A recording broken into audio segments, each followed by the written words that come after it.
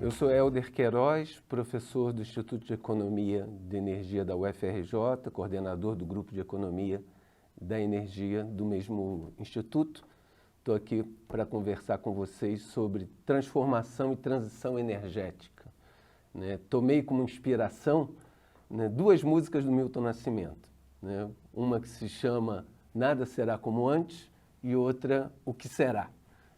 Nada será como antes, porque eu tenho absoluta convicção de que o setor de energia está passando por um conjunto de mudanças que vão distanciá-lo muito em termos de estrutura, organização empresarial, políticas públicas, etc., daquilo que esse setor foi ao longo de praticamente um século passado. Então, a gente está no meio de um processo de mudança muito grande. Então, isso justifica a homenagem ao Milton Nascimento pelo Nada Será Como Antes.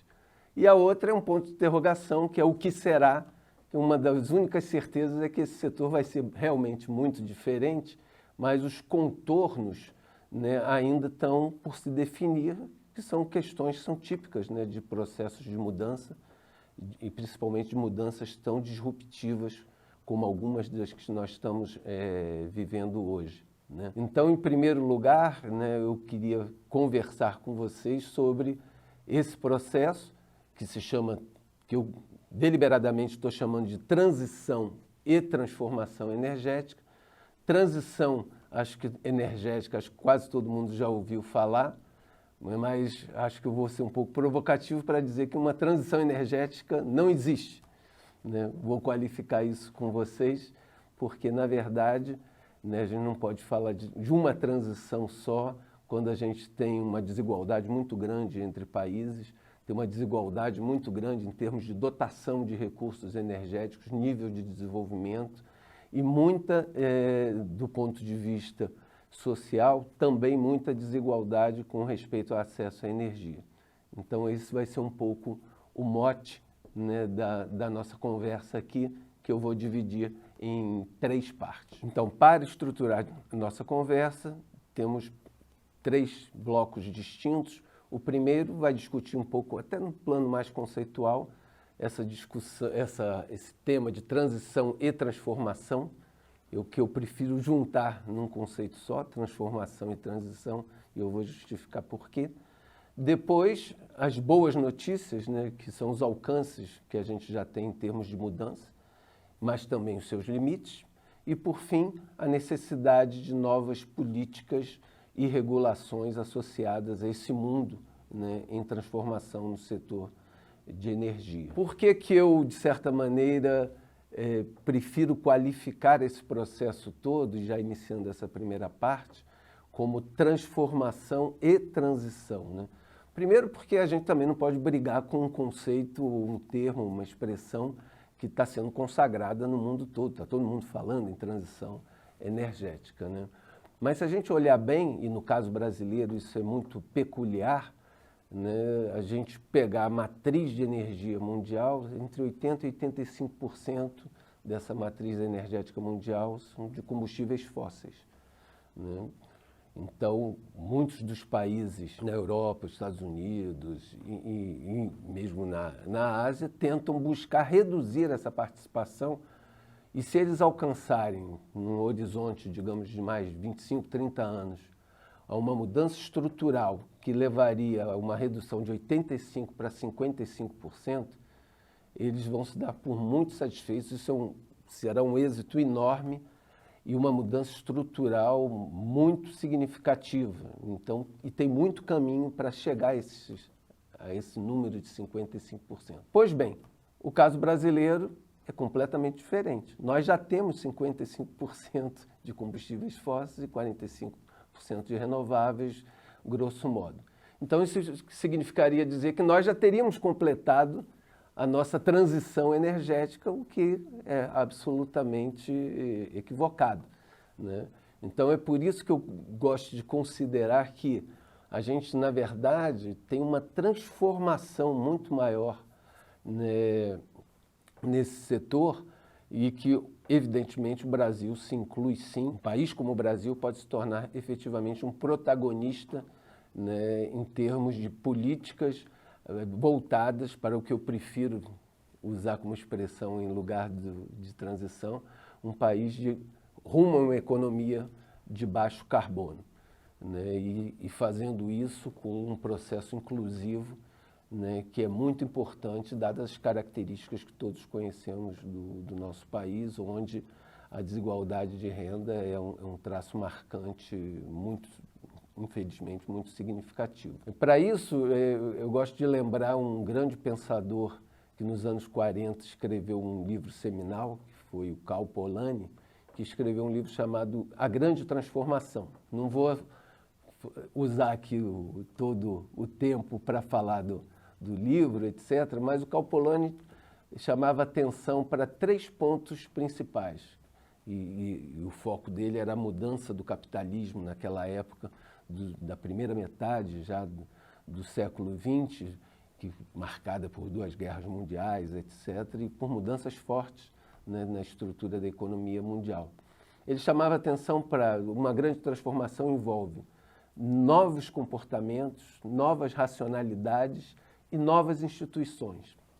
Então, nesse sentido, eu acho que tomar emprestado esse conceito para falar de transformação energética é muito útil, porque é justamente isso que a gente vai estar passando agora. A gente está observando cada vez mais um processo de alteração onde a dimensão tecnológica ela é, junto com a dimensão energética, fundamental hoje, e ela é disruptiva em muitos registros. O papel das tecnologias digitais está permitindo acelerar esse processo de transformação, e isso vai requerer, assim como falava o Polanyi, né, novos comportamentos, uma nova racionalidade e novas instituições.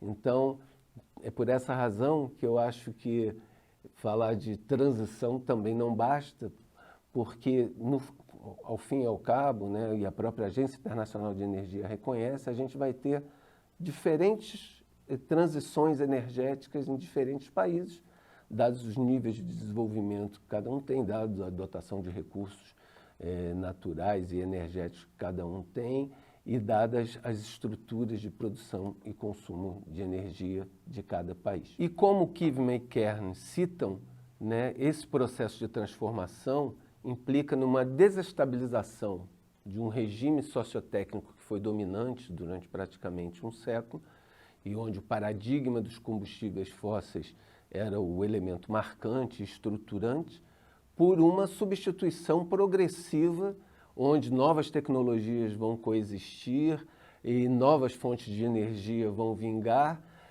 até que a gente chegue, eventualmente, a um novo paradigma que ainda está associado àquele o que será da nossa pergunta inicial. Iniciando, então, o bloco onde a gente vai falar um pouquinho mais dos alcances e limites dessa transformação e transição energética, vamos começar pelas boas notícias, né? É inegável que esse processo está em curso, né? Acho que existem hoje políticas voltadas especialmente para o setor de transportes em matéria de mobilidade urbana e políticas públicas em muitos países associados a isso, e a mudança em termos da substituição da gasolina e do diesel, inclusive por veículos elétricos em diversos países que têm ganhado uma força muito grande, com uma sinalização de médio e longo prazo importante para essas substituições. E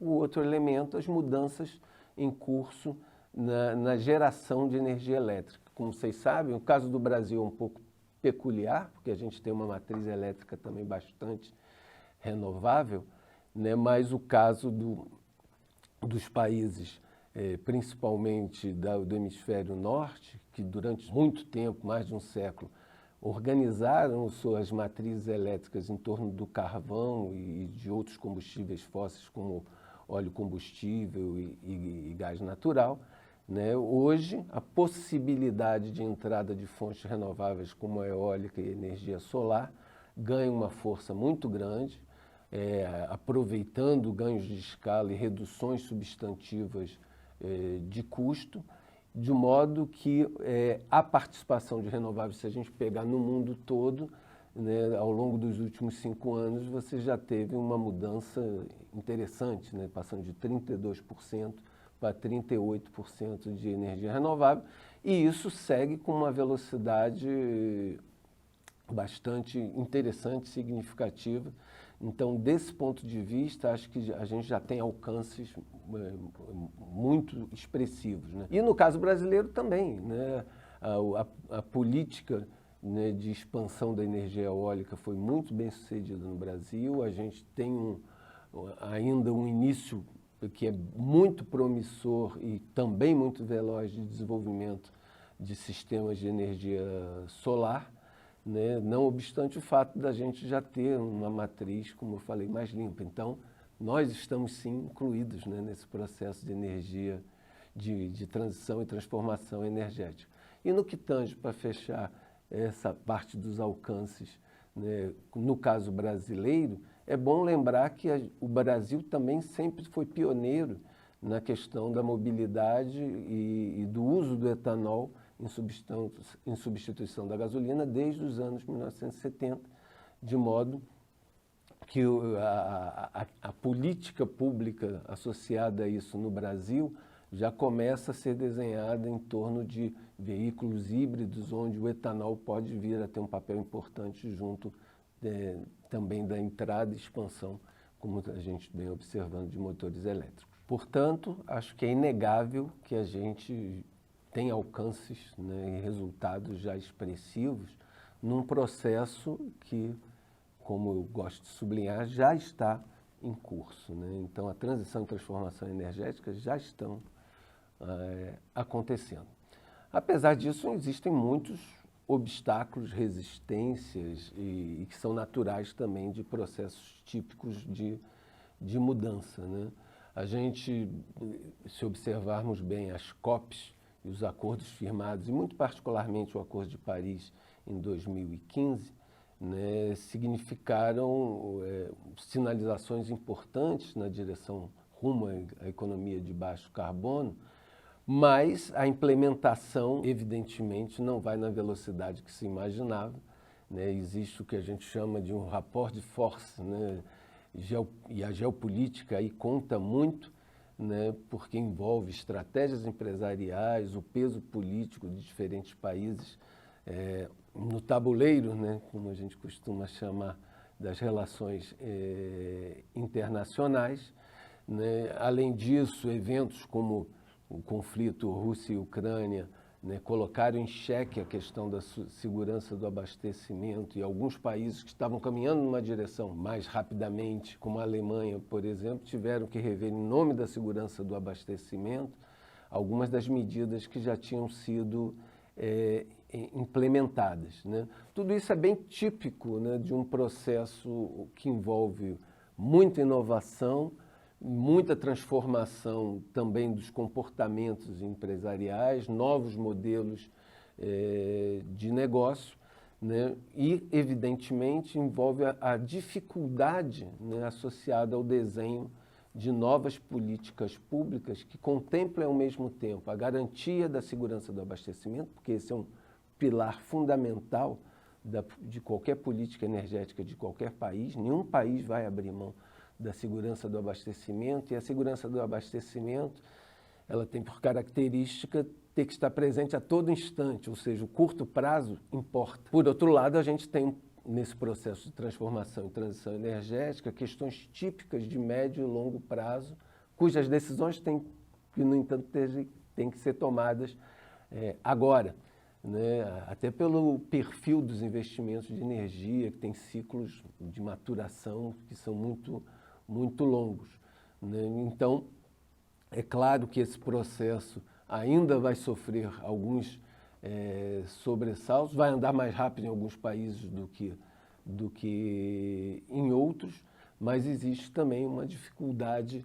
de concertação internacional entre esses países, especialmente em função da fortíssima concentração que a gente tem do consumo de energia e do nível de emissões em alguns países. E aqui eu falo particularmente de China e Estados Unidos, né? Se a gente fizer um mapa ou uma tabela com a energia mundial, tirando China e Estados Unidos, o quadro fica muito distinto, né? Então, no plano das negociações internacionais, isso tem um peso significativo, né? Essa concentração, né, portanto, de energia e, consequentemente, de emissões é muito elevada nesses dois países, cujo peso, todos sabemos, nas negociações internacionais é muito relevante. Tudo isto colocado, podemos partir para o último bloco da nossa conversa, que discute um pouquinho melhor essa questão das novas políticas e regulações para dar continuidade a esse processo de transformação e transição energética, né? Como eu falei no início, as transições vão ser muito distintas e vão depender de uma série de fatores em cada país. Esses fatores eu costumo chamar de dotações-chave, né? Então, uma primeira dotação é o conjunto, o leque de recursos energéticos que cada país dispõe. O caso brasileiro é muito distinto do caso japonês, por exemplo, onde a dotação de recursos de energia é muito menor. Então, evidentemente, as definições de política têm que obedecer a esse aspecto. Uma outra questão é a dotação institucional, ou seja, o papel das instituições, a organização ministerial, a organização de órgãos de regulação, o papel das organizações sociais, né, que cumprem um relevante serviço apontando necessidades, principalmente em países onde o acesso à energia ainda é muito limitado. Depois, a dotação empresarial, porque a gente, como sabemos, a fonte, inclusive hoje, de muitas das inovações que estão surgindo, em termos de tecnologias digitais, de uma forma geral, e em termos de processos no setor de energia de forma particular, essa fonte está muitas vezes concentrada nas empresas. Então, esse é um aspecto também indispensável a ser considerado. E, por fim, a dotação tecnológica, né? Sabemos que cada país tem um nível de desenvolvimento tecnológico em matéria de geração de novas tecnologias ou de adoção ou absorção de novas tecnologias, o que se costuma chamar na literatura de technological capabilities, que são distintos também. O que eu costumo apontar é que as transformações e transições energéticas vão ser, portanto, uma resultante dessas 4 dotações-chave e, portanto, elas vão ser muito diferentes de um país a outro. O que importa notar, definitivamente, é que, no fundo, a política energética ela também vai ter que ser feita de uma forma muito diferente do que foi feito até agora, né? Hoje é necessário, cada vez mais, a gente ter uma coordenação maior de políticas setoriais, onde a combinação da política energética, claro, com a política ambiental, com a política industrial, com a política tecnológica e outras políticas setoriais, mesmo com a política externa, são fundamentais para o sucesso desse processo de transformação e transição de energia. Portanto, a qualidade da coordenação dessas políticas vai ser um fator fundamental para que a gente multiplique os alcances e tenha sucesso rumo a uma economia de baixo carbono e, efetivamente, produzir e usar energia de uma forma mais sustentável. Por fim, né, acho que cabe a gente observar que em 2 ou 3 décadas a gente realmente vai ter um setor de energia muito, mas muito diferente do que ele foi até um tempo atrás ou até hoje, né? Esse processo não tem volta, é um processo de transformação. Acho que justifica a minha escolha e homenagem ao Milton Nascimento, do nada será como antes. E, claro, que o processo de pensar energia, trabalhar com energia, formular políticas para a energia também vai ser modificado paulatinamente, de modo que essa transformação siga seu rumo muito embora os seus contornos, como eu disse na segunda homenagem ao mesmo compositor e cantor, né, o que será desse setor daqui a 25, 30 anos é muito difícil a gente hoje vislumbrar. Mas eu tenho a certeza que ele realmente vai ser muito distinto, né, do que ele foi até agora. Espero que esse panorama geral do plano internacional e as pinceladas que demos sobre o Brasil tenha sido útil para vocês aproveitarem, né, na continuidade desse curso, onde diversas questões vão ser desenvolvidas pelos demais colegas palestrantes. Eu espero que vocês aproveitem bastante e isso ajude a gente a qualificar cada vez mais profissionais para o nosso setor.